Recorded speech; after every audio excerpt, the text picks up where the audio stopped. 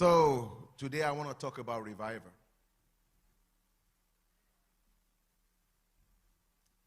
I want to talk about revival in the church. It shock you?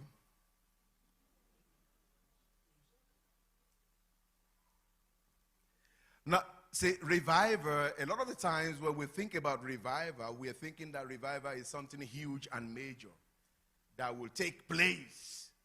That everybody, droves of people, thousands of people will run into a revival ground and they will give their life to Christ.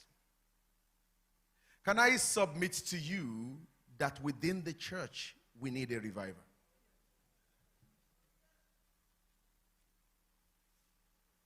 Within every confessed believer, we need a revival.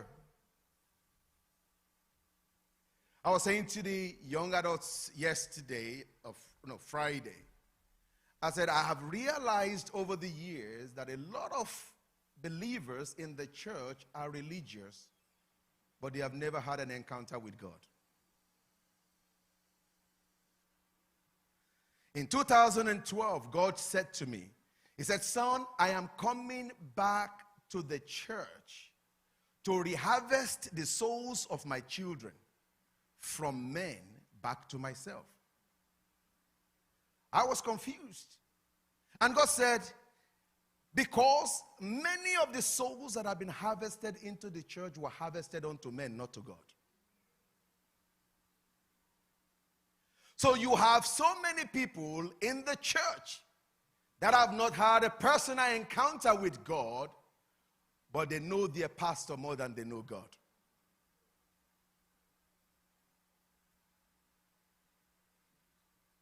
So when we talk about revival, it starts with you. It starts with you. It's not just about the gathering. It's not just about evangelism. Revival must go from our head into our heart. Revival must begin to bring a conviction that will make you to have a turnaround about your own life, about your worship, about your service.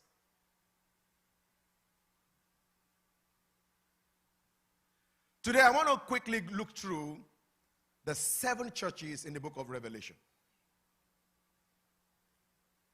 and begin to help us to understand that the very scenes in those 7 churches are very present in our churches today. When God wrote to the 7 churches in Asia, He wasn't just writing to them. God is actually showing us the examples of the many sins that we have permitted. If you read your Revelation very well, from chapter 1, 2, and 3, you will begin to see that God in His letter kept on saying, but you have permitted. Or another interpretation says, but you have allowed. There are so many things that have become the norm in the church that we have permitted today. We allow them to go on unchecked in the name of being politically correct, in the name of not wanting to offend someone, in the name of not wanting to disturb the income that that person is putting into the church. So we've allowed them over the years, and they are growing. An evangelist came to London on Premier Radio some years ago. And he was asked, he had traveled to Nigeria. So on his return, he was a Caucasian white evangelist. So on his return from his travel to Africa, particularly to Nigeria, so they asked him, he said, what do you think about the growth of Christianity in Nigeria? Pay attention to this. His response was this. He said, the growth of Christianity and churches in Nigeria has gone so wide and far. He said, but I noticed something that makes my heart to cry. He said, the depth of an average believer is half an inch deep.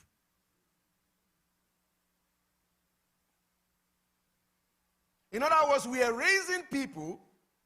We are populating people in numbers. The church is growing in numbers, in their thousands, in their 10 of thousands, in their 50,000s, but yet we have Christians who are not rooted and grounded in God. They're just religious people just coming to church.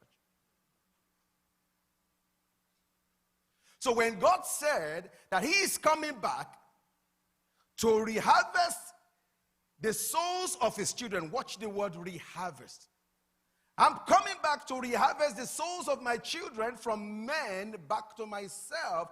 God is basically saying that a time is coming when the mountain of the house of the Lord shall be lifted, according to Isaiah chapter 2, and I think Micah chapter 4.